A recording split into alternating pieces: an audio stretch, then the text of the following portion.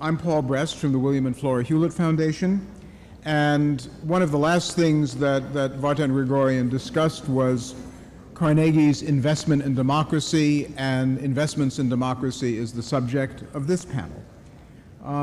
In the last decade, a huge number of countries, probably more than in any similar period, have developed some form of democracy. But for its promise to be realized, it requires citizen engagement and empowerment and a lot of citizen information. It also requires a government that is transparent and responsive and accountable. Philanthropists have invested in projects aimed at strengthening both the citizen sector and the government with respect to democracy, and this panel is going to examine some of those investments. Rather than go on with the abstract introduction, I'd like to get on to our panelists, each of whom will speak for 10 minutes. Then there may be, depending on how excited they get each other, a little bit of interchange among the panel, and then your turn. Our first speaker is Stephen Heintz, president of the Rockefeller Brothers Fund. And Stephen, shortly before he became president of Rockefeller Brothers, founded Demos, an organization deeply committed to democracy. Then comes Jim Fishkin, who has just come to Stanford to found the Center for Deliberative Democracy here. And some of you may have seen some of his work. Most recently, a couple of weeks ago, PBS aired By the People, or one of the By the People projects, which is an example of how people can come together, deliberate, and get informed and become smarter in their opinions. And then Kavita Ramdas, who is the head of the Global Fund for Women, which invests in women around the world and who has worked to promote political participation. The panelists will each have 10 minutes, and then we'll see what happens after that. Stephen.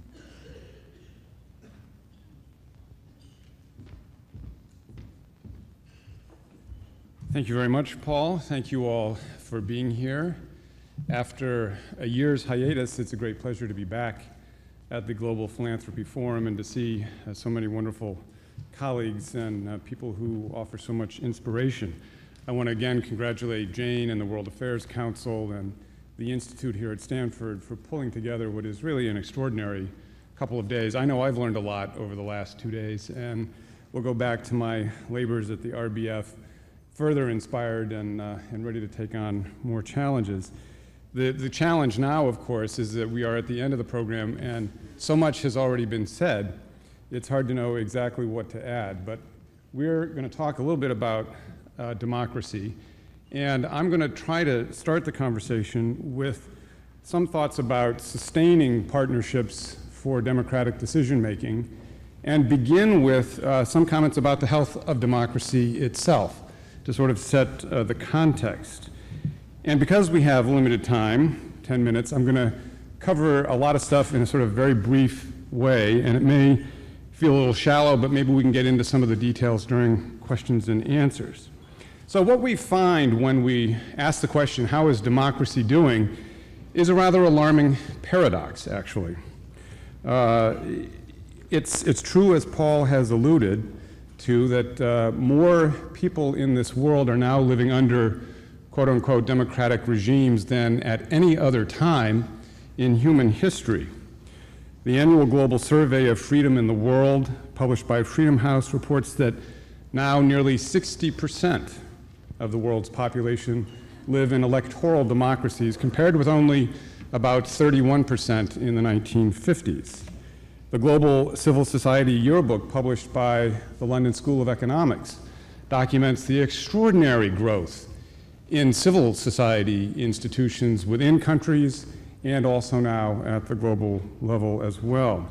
There are encouraging early signs of democratic stirrings in countries like China and other places in the non-democratic world. But while democracy is more widespread, it also seems somewhat shallow, somewhat fragile, somewhat at risk. Only 44% of the world's people, in fact, live in societies that are truly free, where they enjoy the full range of political and civil liberties. Civic engagement, especially electoral engagement, is low, declining, here in the United States, of course, and also elsewhere. And public trust in the institutions of democratic governance is also low. Why is democracy so fragile? Why is it so shallow? Well, I think in large measure it's because more and more people don't see democracy delivering on its promises. Profound economic inequality persists here at home and elsewhere across the globe. Human rights, decent housing, adequate nutrition, basic health care, clean water, basic education are all still out of reach for millions of citizens living in democratic societies, again, including our own. Democracy is in peril because the power of the public interest has been eclipsed by the power of special and entrenched interests. Abject corruption and the corrupting influence of money in politics also undermines democracy across the globe. Democracy is fragile because economic globalization has far outpaced political globalization. We have not yet devised and empowered truly democratic institutions of global governance, of global decision-making. Today, 51 of the 100 largest economies in the world are corporations, not countries. And as globalization progresses, the decisions of these multilateral corporations, of multinational organizations, and indeed of global civil society institutions and non-state actors have increasing significance in the daily lives of citizens all across this globe.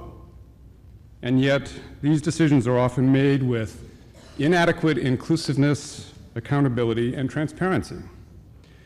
So as we consider how to reinvigorate democracy for the challenges of the 21st century, it's important, I think, to look at some of the lessons we can learn from the extraordinary third wave of democratic growth, especially the years since the collapse of communism in Eastern Europe and the former Soviet Union. And perhaps the most important lesson from that experience is this, that democracy is actually far more than just free elections or free press or functioning parliaments.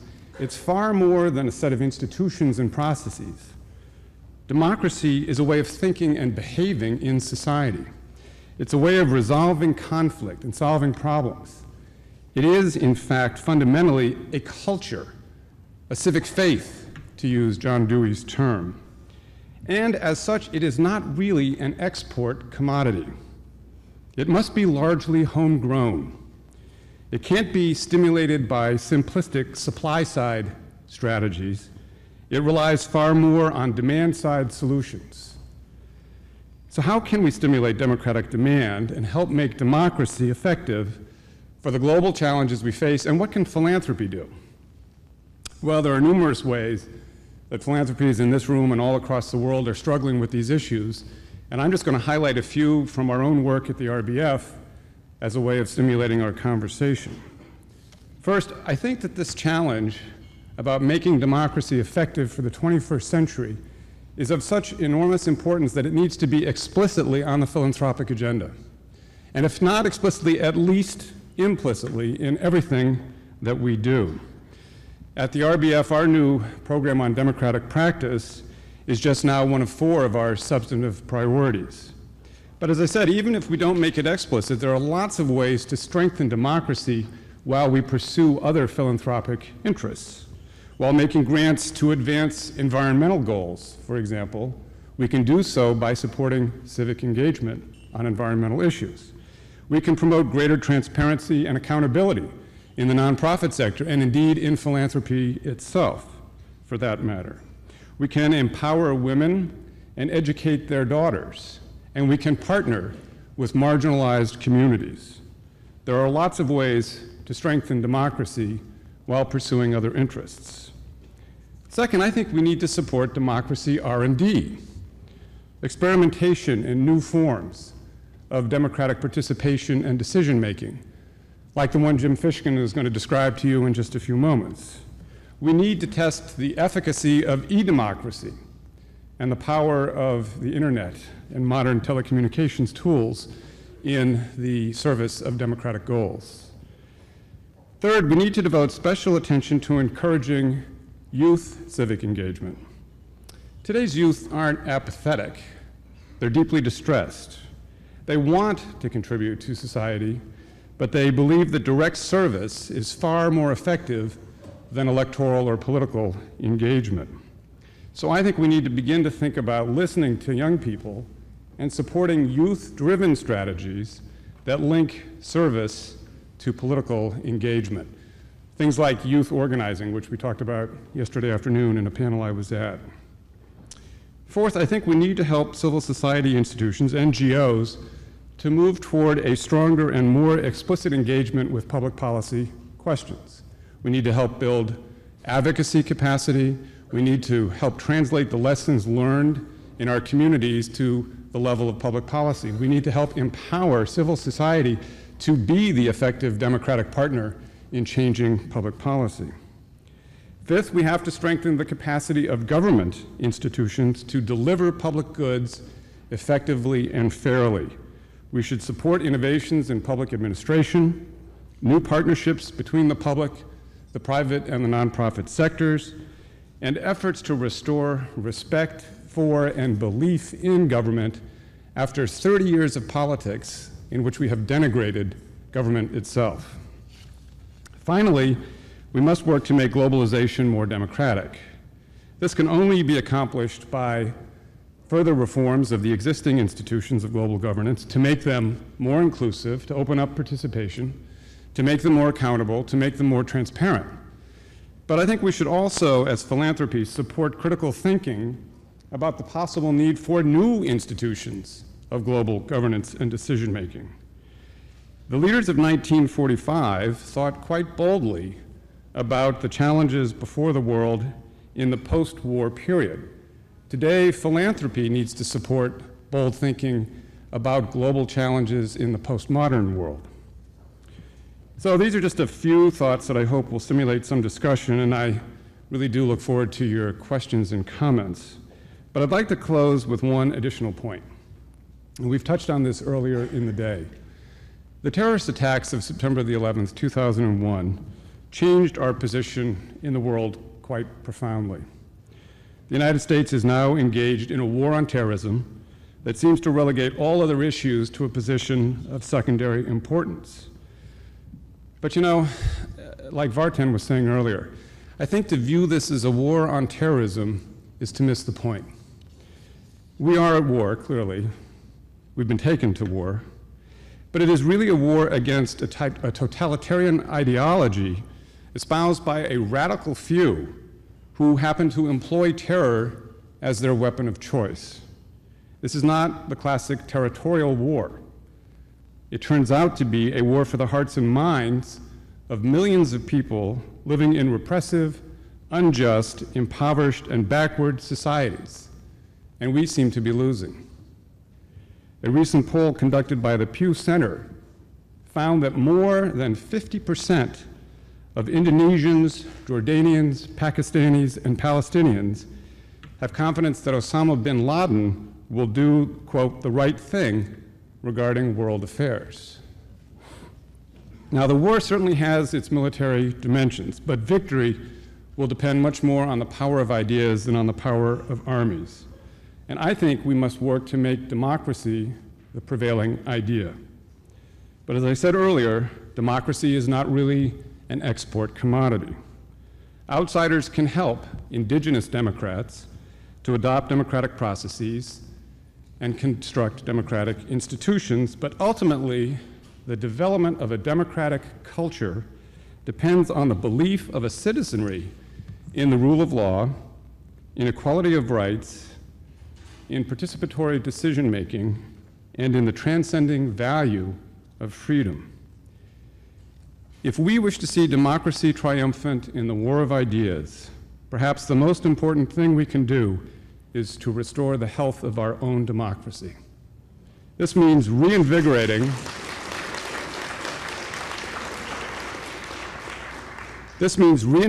our own domestic democratic culture, finding new ways to re-engage disaffected citizens, making government effective, and behaving in the world as a democratic superpower, not just a military superpower.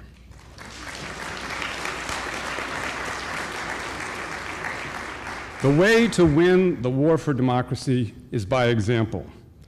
The U.S., once again, must be a beacon of democracy, not just a bastion of military might. Thank you very, very much.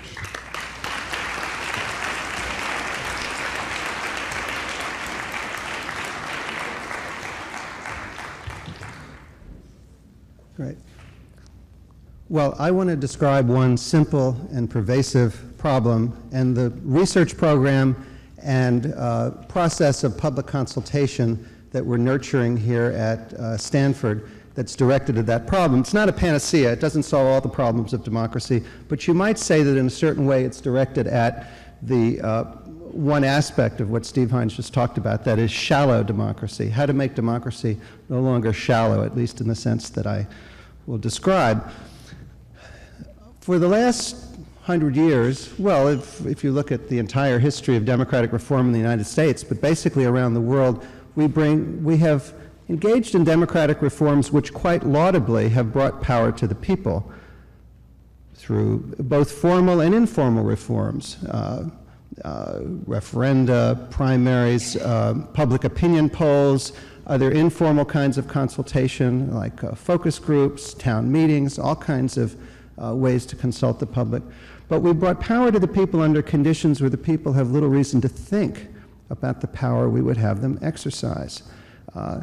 The basic diagnosis for this came from Anthony Downs in 1957 when he coined the term rational ignorance. That is, if I have only one vote in millions, why should I pay a lot of attention to the details of public policy or the different positions of political parties? Because my individual vote, my individual opinion won't have much influence. Would that it were otherwise. We would like citizens to be well informed if they're going to exercise the power that democratic reforms so rightly place in their hands. A second problem with public opinion, at least as represented in public opinion polls, and public opinion polls are way better in terms of representativeness than all kinds of other self-selected mechanisms of consultation, town meetings, internet polls that you see on the CNN Quick Vote or any of those things, or even focus groups, which are too small to be representative. Polls done well can be representative, but they're not deliberative, first because of rational ignorance, and second because many of the opinions represented in polls don't exist. They're what Phil Converse years ago called non-attitudes. They're phantom opinions. That is, people don't like to say, I don't know, in response to a question. Rather than answer don't know, they'll almost randomly pick an alternative. This was dramatized by the studies of George Bishop about the Public Affairs Act of 1975, which the public had opinions about, but it was fictional. There was no Public Affairs Act of 1975. And then the Washington Post celebrated the 20th unanniversary of the non-existent Public Affairs Act of 1975 by asking people what they thought of the repeal. And they asked half the sample saying President Clinton wants to repeal it, half that the Republican Congress wanted to repeal it, and they got entirely different results based on that little bit of information or misinformation, but it didn't exist in the first place. So I became concerned about how could we consult the public under conditions where it can think and become informed, but still be representative of the whole country. So I developed something that we call deliberative polling. Now, in deliberative polling, we use good scientific random sampling to give a survey to a population, and then we invite them to participate in a process. And that process is a process of deliberation where everything is balanced, transparent. This is not advocacy. Everything is open to scrutiny. We often have advisory boards from competing points of view. And we have, in this process of deliberation and discussion with carefully balanced briefing materials, moderators who will make sure that everybody speaks, nobody dominates the discussion. They identify key questions that they will direct at panels of competing experts, competing policymakers who will answer their questions. We do this face-to-face, or we do this now online. But the online version that I'll describe uses voice rather than text, and we give computers to the people who don't have computers, still a real scientific random sample. And whenever funding permits, we have control groups of people who don't deliberate. So these are real social science experiments where, in effect, we put the whole country in one room under conditions where it can think seriously about the issue and in an interactive way get its questions answered.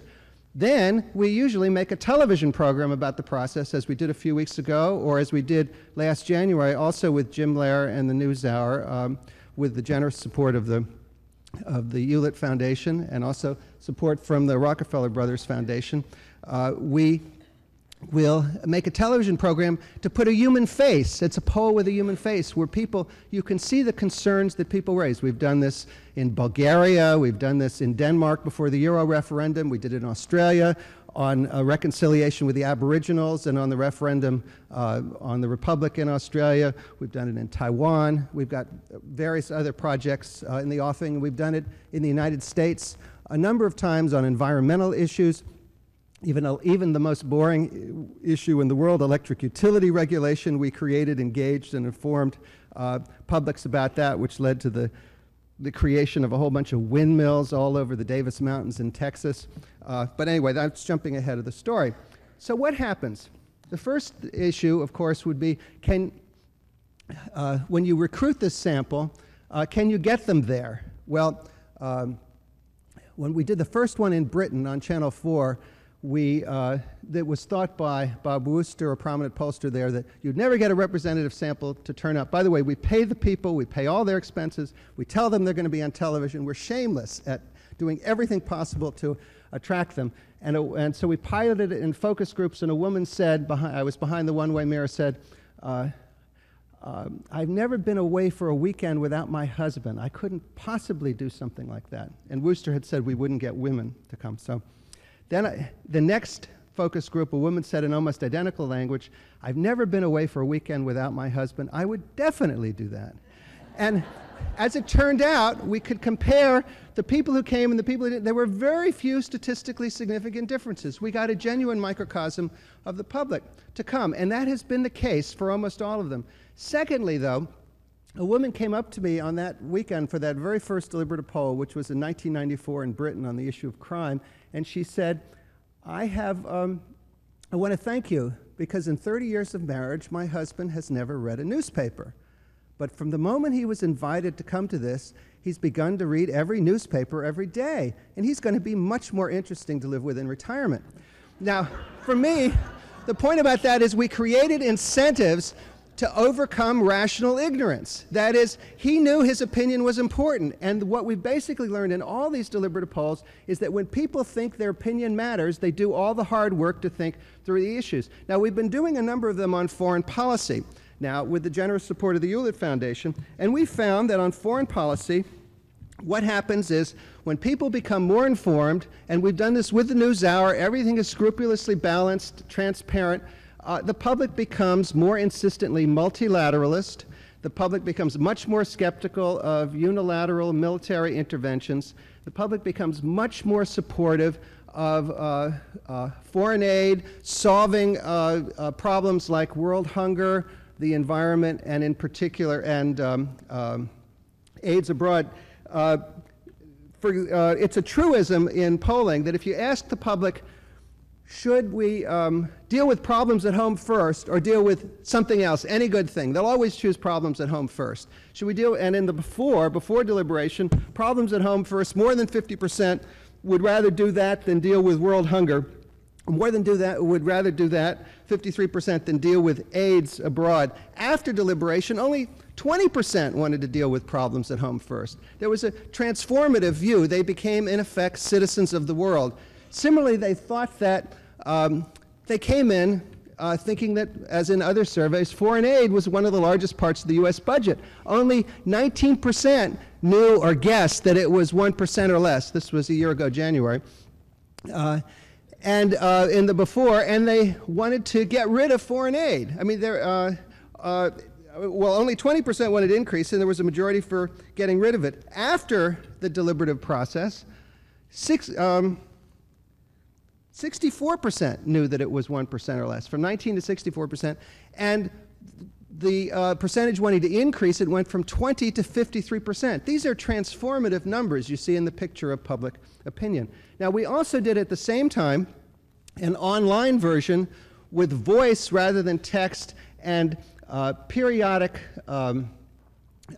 weekly discussions moderated, and we have developed the software and infrastructure for this. And we got parallel to the online, to the face-to-face project that we did in Philadelphia. We did online with the same questions in the same time period, and we got parallel results online. They weren't quite as strong, but online they didn't deliberate as long. But you see, when we do a deliberative poll face-to-face on a weekend, we can only bring the people together for a weekend. But online, we could do it, if not 5 weeks, we could do it 5 months. And we're continuing with this process, and the major cost of the online process is providing computers to overcome the digital divide to a scientific random sample. But access to computers is spreading, and someday access to a computer will be like access to a telephone, in which case the deliberative poll online will be a cost-effective, informed alternative to Gallup, and we can get a regular input for public policy, for informed public opinion. Now, this fall we're doing, By the People is with McNeil Air Productions, we're doing both a national version and local versions in PBS stations around the country. And these are all collaborative partnerships. You see, with some of our deliberative polls have been supported by community foundations, some by national foundations. PBS stations, we have polling organizations, they're nonprofit organizations. It's a complex collaborative business. But we will, in these various ways, both locally, because we'll have local events, local deliberative polls, and national events, and an online version, a continuing online version, building up to about mid-October before the election. We will have an informed and representative input for the public in this electoral process. So that's our prescription for how to improve democracy both in this country and abroad. Thank you.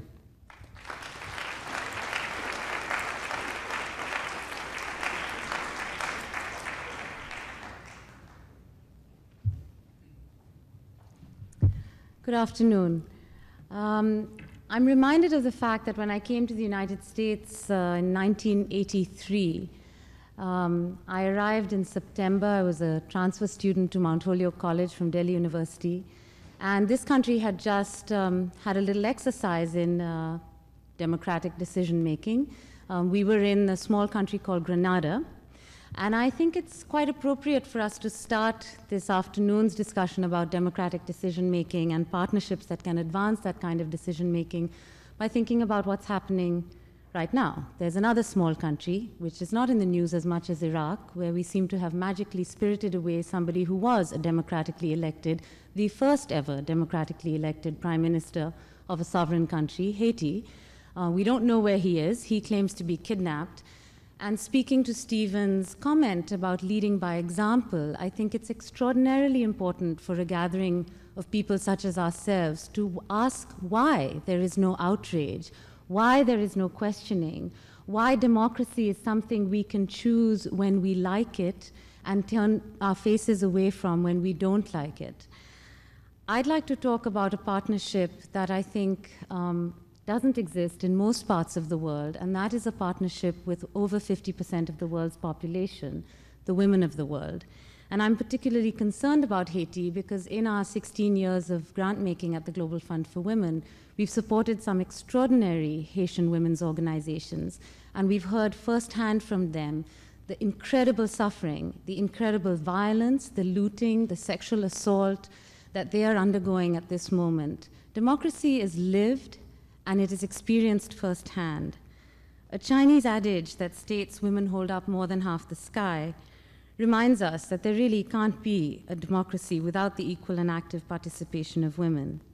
Each one of us is born with a voice and the desire to express ourselves, yet millions of human beings are born into conditions that silence them and prevent them from participating or contributing to society. Women are especially affected by this, facing particular obstacles that restrict freedom of speech, inhibit participation in social, economic, and political spheres. It includes their suppression by religious and cultural practices, the threat of war, environmental destruction, poverty, ill health, a litany of other things that you've heard about. So it seems to me all the more amazing and inspiring that some of the greatest contributions to our collective thinking about a different form of decision-making, one that is inclusive, one that is participatory, has actually come from the women's movement, from feminist thinkers and scholars, from grassroots activists, from mothers, sisters, and daughters who think naturally about networks as a way of functioning. At the Global Fund for Women, thousands of women's organizations write to us each year to remind us that true power lies with local communities and that leaders are simply ordinary people with extraordinary vision, courage, and conviction. Yesterday, you heard Mr. Soros speak. His words are almost synonymous now with open societies. Open and free societies require the full and equal participation of all their citizens, regardless of their gender, their religion, their ethnicity, their sexual orientation, class, or physical ability. And in a strong disagreement with Mr. Huntington, I would beg to submit that there is no cultural predilection for democracy or any cultural preference that guarantees open societies. The West does not have some unique cultural or historical experience that makes it inherently more democratic. I'm often asked by people, how can the Global Fund support human rights for women in different parts of the world? Because, you know, their cultures aren't like ours. I have to remind them, a little brief detour on Western history and the history of this country, that less than 100 years ago, women in this country were the personal property of men. If you ran away from your husband, you could be brought back as a lost and found object. Slavery was uniformly accepted and legitimized both by the state and by Christian churches. Let us not make, therefore, assumptions about democracy being something that the West has an opportunity to share with the rest of us. In fact, the indigenous people who were in this country prior to the arrival of Western settlers from other parts of from Europe had some of the most inherently democratic forms of decision-making that were known at that time, and indeed seemed significantly more respectful of human beings and the environment than the form currently in practice at this moment of time here.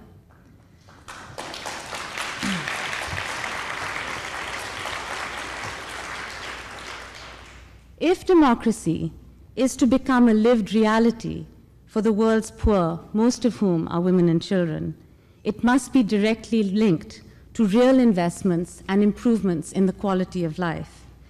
The Global Fund for Women places a very high priority on the economic, social, and cultural rights that are so often left out of our discussions when we speak of human rights, but that are so well articulated in the UN Declaration. We know that without a strong economic base, women cannot realize their civil and legal rights, much less participate actively in the political process. Democracy must also be manifest in the very process of providing assistance, whether that takes the form of technical knowledge, financial aid, or fair trade as opposed to free trade agreements. Indeed, just as with human rights, which Eleanor Roosevelt was wise to remind us, start in small places and close to home, so too, we who work in the field of philanthropy must think about how desperately this field needs democratization. The Global Fund for Women is fond of using a Spanish word, invertir, which means both to invert but also to invest. To think about a way of inverting philanthropy, standing it on its head, so that it can represent democratic values of inclusion rather than traditional notions of benevolence or charity, which assume that the person or the organization with the resources also has, by some miraculous way or form, the knowledge and the wisdom to understand how to use those resources. In our own efforts to try and model a different way of doing this, we have sought to treat grantees and donors as equal partners in a global network. building close links between and among members of this network, and providing our grantees with unique opportunities to become donors through a special program that we call our Partnership Grants Awards. These grants are awarded to local women's organizations that have been Global Fund grantees working on a variety of issues. You've heard a number of them over the years. Some of you remember Orala Taniyazova 2 years ago from Karalpakstan in Uzbekistan, a Global Fund grantee since 1997.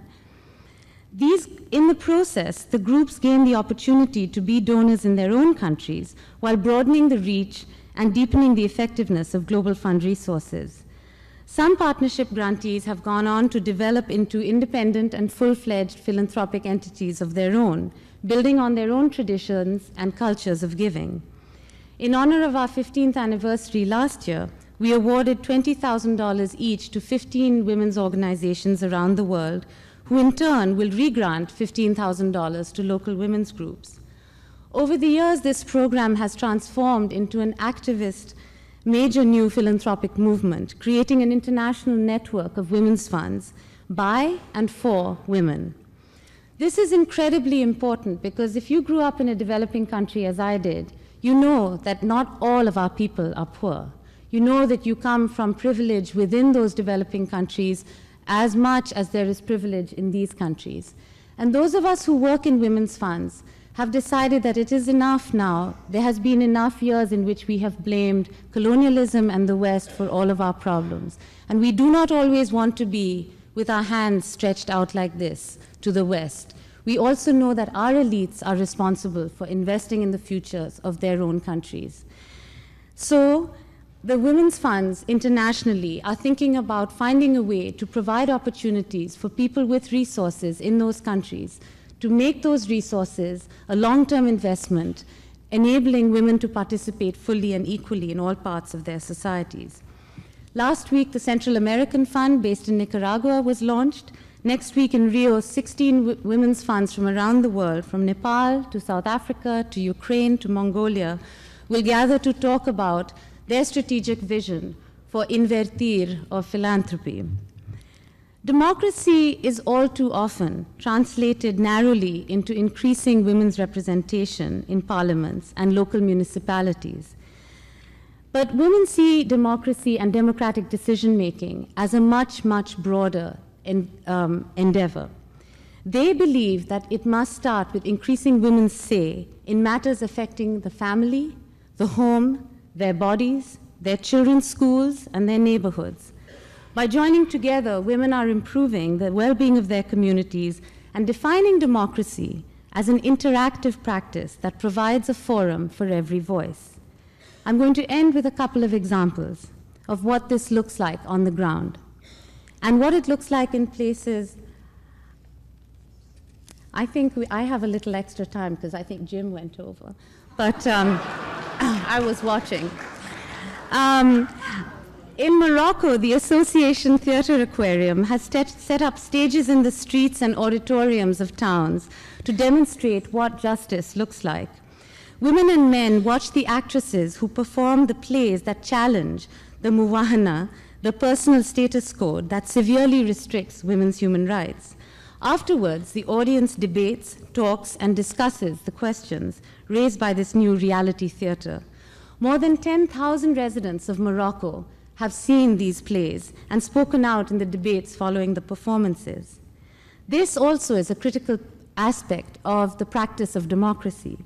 The outcomes of this kind of work were recently celebrated when in February 2004, we heard that the government of Morocco had adopted a new landmark family law in response to the fact that women's organizations had, through plays such as the one I just described, analyzed the details of the draft legislation, organized workshops around it, and lobbied Parliament and educated the public about the need for this kind of reform. Two other examples. In Algeria, if you call the Global Fund up and you get put on hold, you listen to some fabulous Algerian music when you're on hold. That music comes from an organization called 20 Ans Barakat, or 20 Ans Barakat, which is an organization that is working to challenge the family code in Algeria. with the belief that a song can be worth more than 1,000 speeches, and I promise you I won't start singing, this law places the efforts of the work of this group is to challenge the family status code. The lyrics written by this organization say, "Why are you afraid of me? My words contain no venom. Our marriage is decided by men. We are forbidden to work, and doors are closed to us. The family code has clipped our wings." Some examples of what they're up against. To marry, a woman must obtain a male guardian's approval, and Muslim women are prohibited from marrying non-Muslims. Only men are able to pass Algerian citizenship to their children. A mother cannot give her daughter under the age of 18 permission to travel. It must be granted by a male relative. Women inherit a smaller portion of the estate, and many, many other examples. While women's representation in parliaments is a source of major concern, I would say that again in this, as in many other instances, the support and the leadership of the United States is extraordinarily important. And I will end with this example. I was in Kabul last summer, in August. I flew from Delhi on a perfectly wonderful Afghan plane, though I was strongly advised by all my US colleagues that I should not fly on an Afghan Airlines plane and should fly to Dubai and take a UN charter flight because the Afghans didn't know how to run an airline. And I thought to myself, no wonder they don't trust us. We don't trust them to run their own airline. How can we trust them to rebuild their entire country? This is this kind of an assumption about who can do what and how well you can do this and what it gives us as people in the rest of the world in terms of our own sense of belief. But women in Afghanistan who have been much spoken of and whom we have heard about, even though, as they say, we conveniently forgot about them for 25 years prior to September 11th, they never ceased to remind us of that, by the way. They wanted to talk about something very specific in terms of political participation, and they were angry. They were angry because the lawyer Jirga was about to gather in October. It was August, and women had not been able to achieve their demand of at least 50% representation in that Council of Elders. This despite the fact that by some estimates in Afghanistan, women are over 60% of the population due to the loss of life during the Civil War. They went to speak with the American ambassador and other American representatives and were told in no uncertain terms, "We cannot support your demand for this kind of representation because, you see, in the United States, women represent less than 14% of elected representatives in our Congress and in our legislature. It is not fair for us to impose on your culture a different set of standards." I would submit that it is time for the women of Afghanistan, perhaps, to take the lead as we begin to think about different ways to have democracy both here at home and in the world. Thank you very much.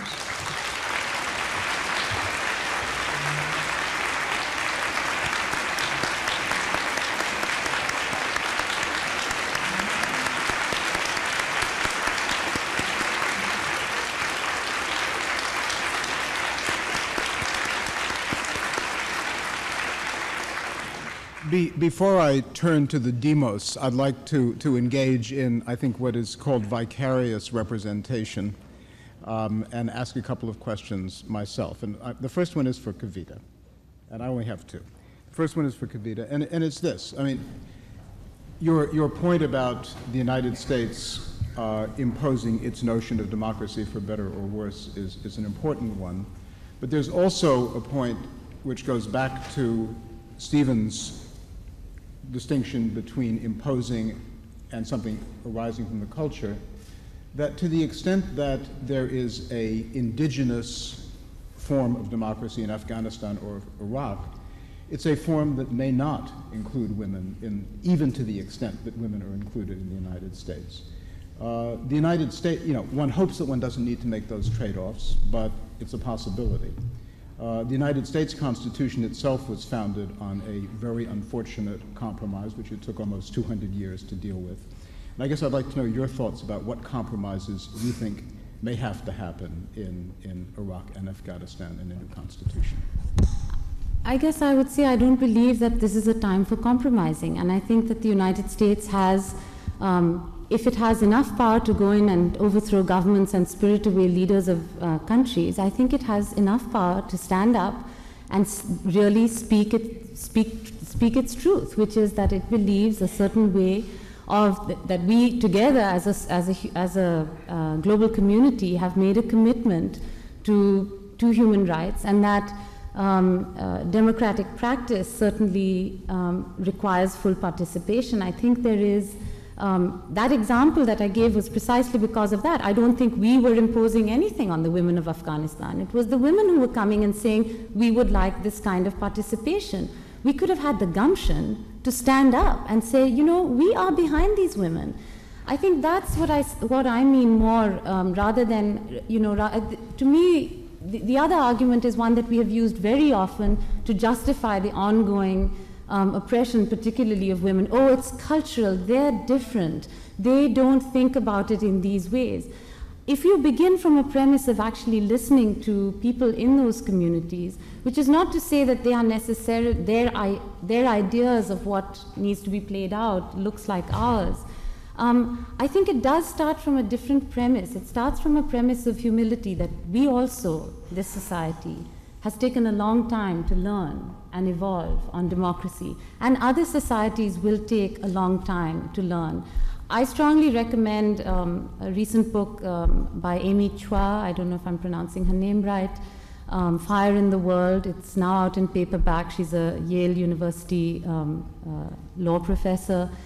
And she talks about the fact that I think what has happened in the last, especially last 15 to 20 years since the fall of the wall, is that we have begun to understand democracy, I think, in very narrow electoral process terms, as opposed to thinking about the governance institutions that Stephen mentioned really much earlier on, a set of practices. I mean, you can't put in an electoral process when women do not have the right to have any kind of voice in those societies. And I don't think the way to do it is to go in and liberate those women. I think it is to listen to women where they are.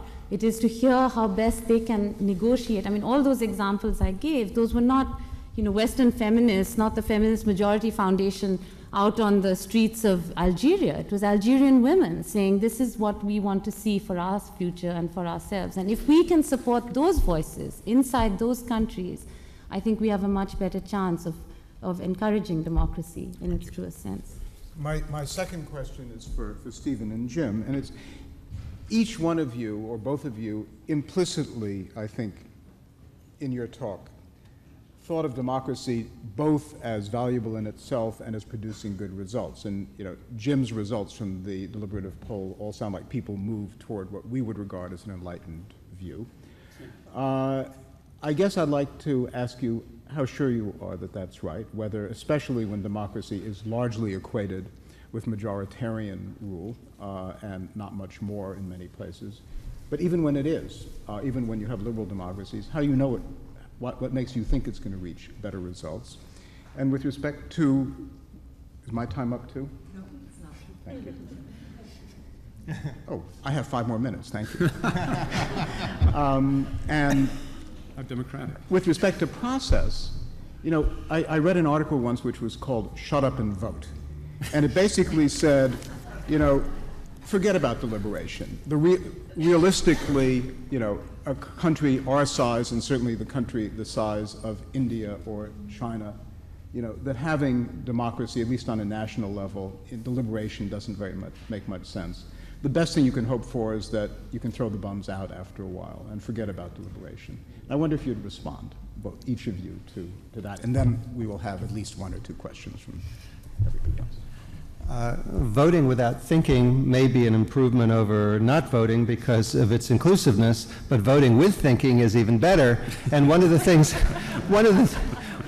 that we're demonstrating is that voting with thinking makes a difference to how you vote. And there is indeed a quite extensive empirical literature where people have developed models claiming it wouldn't make any difference. Low information rationality is as good as high information rationality, or people use shortcuts.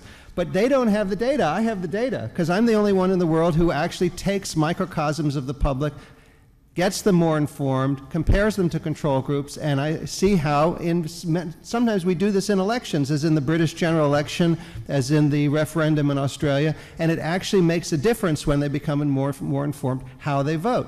Now, is that better? Well, it's more first of all, it's more informed, and sometimes people vote on the basis of misinformation, extraordinary misinformation. Like take that foreign aid example that I had earlier. People, if you did focus groups or consulted any other way, and people said, we don't want any more foreign aid, we've got massive amounts of money going abroad. In fact, it's tiny. Well, when they find that out, they don't want to get rid of it. Well, it depends on the issue. I do think that it makes a difference if people are informed. We've also got models that show it's closer to their values. There's a tighter connection between their fundamental values and beliefs and where they end up. And it's the people who become more informed who change their policy attitudes and their votes. So is it better? Well, you'd have to look at and debate the particular results. But is it a more genuine and maybe legitimate form of democracy that we're modeling? That's where I would take the line of defense, I think. Just very briefly, if I recall my political science literature correctly, I think Robert Dahl years ago raised the distinction between democratic means and democratic ends, which is really what you're getting at, Paul. And obviously, there are lots of what would appear to be democratic process that might generate what we would consider to be undemocratic ends, and that happens quite often in democracies. Nevertheless, if the political culture is evolved deeply enough, those kinds of moments get corrected at some point. We have to expect that errors are going to be made. We make errors every day as individuals. We make errors as institutions. Democracies will make errors, but they are self-correcting over time, and I think that's the solace in the experience. Yes. There's a microphone to go around.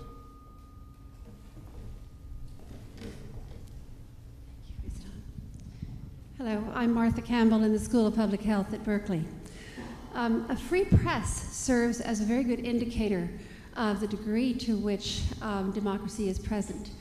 And some would even suggest that a free press is absolutely, an unconstrained media on the whole, is an absolute requirement for democracy. My question is there anything that philanthropy can do to enhance a free press, whether by working with countries or by doing an end run around the intentions of countries that do not have a free press now? Sure, there is, and a lot of philanthropies are supporting a variety of efforts to help create a free press where it is absent and strengthen the free press where it may exist, including training of journalists, helping them get out of their own countries for a while and training them and introducing them to journalists around the world who cover similar beats, supporting the development of in-country training centers, supporting work on the question of media law and media ownership, which is a major problem not only in the developing world but increasingly in the modern developed world as well. So there is a lot that philanthropy can do. There's a very interesting new center that is being established out here in California at the University of Southern California on media and democracy to continue to do research and to learn about the ongoing evolution of the relationship between democracy and the media, and philanthropy is supporting that. So there is lots to do, and it is a very, very important question. Another question? Yes. I have a provocative proposition and then a question, both quick. Kavita, I'm very glad, I'm John Harvey from Grantmakers Without Borders in Boston. I'm very glad you brought up the issue of democracy and philanthropy. I think I hope it's a conversation that this group can continue to have. As Stephen said in his excellent presentation, one of the problems with democracy is that there is a huge concentration of wealth and power. And let's face it, many of us in this room are a part of that concentration. And we have chosen to do good by it, but the construct remains. And while I'm very happy that George Soros and Ted Turner and Bill Gates are sort of in line with my thinking in most instances, the problem remains. It is a concentration of power. And might there be ways that we can look towards democratizing philanthropy more generally, so that we're not just funding democratic programs, but the very act of funding is democratic and invokes democratic principles. The most provocative proposition I would offer on this point is, what about putting a portion of your endowment actually in the hands of the grassroots communities that you're serving, a portion of it. The Burton Barry Meyer Foundation in Georgia has done so. They've led the way. Sadly, no one has followed. My question is, there has been a huge attack, I believe mostly from the right, on the nonprofit sector, saying they are anti-democratic forces. I read recently one group, I don't know if it was NGOWatch.org or not, but they said that NGOs like Oxfam, Ray, are huge threats to constitutional democracy. We're also seeing efforts to limit the advocacy work of the nonprofit sector. This, for me, is a huge threat to democracy. I wonder if anyone can speak to what we can do about that. Would any of you care to respond? Well, perhaps I'll try to address the philanthropy question a little bit. It recalls to mind something that was an amusing experience for me at the time. Several years ago, I was interviewed as a candidate for a philanthropic job before the job I currently have, and in the course of the interview, I made some kind of an impassioned speech about how philanthropy had to become more democratic. I didn't get the job. But in the job I currently have, we are attempting to do what we can, both to be more democratic at the RBF itself and to think about some of these ideas that you've just expressed about empowering some of our grantees, creating other kinds of pools of funds, you know, small things, large things. One thing we did was to create a fund within the foundation that is available only to, quote unquote, non-professional grant makers to make grants. So the clerical staff, the IT staff, the accountants, the mailroom staff, they work together and they make grants from this fund, which is a micro-democratic kind of experience, but it brings them into the core business of the foundation in a way that is, I think, consistent with democratic principles. We are also very actively working on trying to build greater transparency and accountability in the field, because we all have a lot of work to do to get our own house in order and to be leaders in demonstrating the value of transparency and accountability, and not waiting for Congress to regulate it or for the right wing to tear us apart because we're not the models of transparency and accountability that we should be. So I think this is a conversation, I agree with you, that we ought to continue. Kavita will have the last word of this panel. No, go ahead. Jim wanted to say something to that point. Well, then Jim will have the I didn't want to take the last word. I was just saying that at the risk of pushing the same idea, philanthropy could consult a population that it was trying to help about priorities. And then there could be a further conversation about the best way to consult, but there could be cases where, because otherwise the population, it's only the organized interests that get consulted, and there are ways around that, as I've been trying to outline. Thank you. And now Kavita does have the last word. It's fine. I just wanted to respond to the issue of the, I think your second point was about, Jim, was about the attack of the right on NGOs. And I guess I would just say from an international perspective, this is something all of us need to be very aware of, that it's easy to talk about how important civil society is. It's also easy to forget that civil society is a contested space. Hamas is a civil society organization. Islamists are civil society organizations. The RSS in India is a civil society organization. So before we make an assumption that all civil society is sort of a uniformly wonderful and progressive force, I think we have to understand that part of what we're up against is a real effort to make sure that there is a diversity of voices, but that a certain set of voices aren't silenced. Thank you. And just to add my own thought on that, I think the ideas of democratizing or improving the listening ability of philanthropy is very important.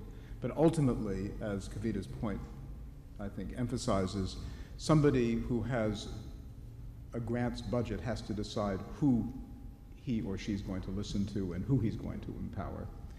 And that's a decision which it has to happen by intentionality, not by randomness.